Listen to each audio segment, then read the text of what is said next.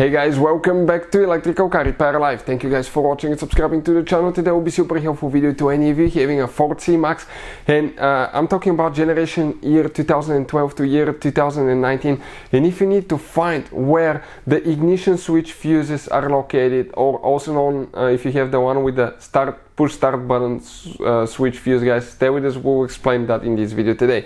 You have two fuses, so make sure to stay until the end. They're a little bit hidden.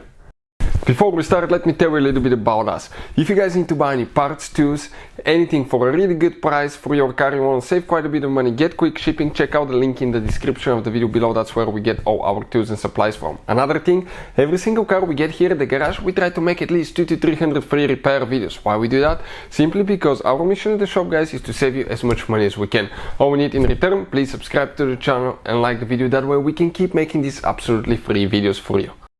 So you will naturally think, guys, that these fuses are located under the hood, right? That will be your number one thing. So let's come here, okay, and I'm going to show you. It's you have one fuse box that's located right under the hood right here, but it's not there, guys. It's actually in the passenger side. If you come to the passenger side right here in the foot section under the glove box, you have a fuse box, and here we remove that cover. We have a video that explains how to remove it if you need to, where the fuse boxes are located on Ford C-Max. It will teach you all that.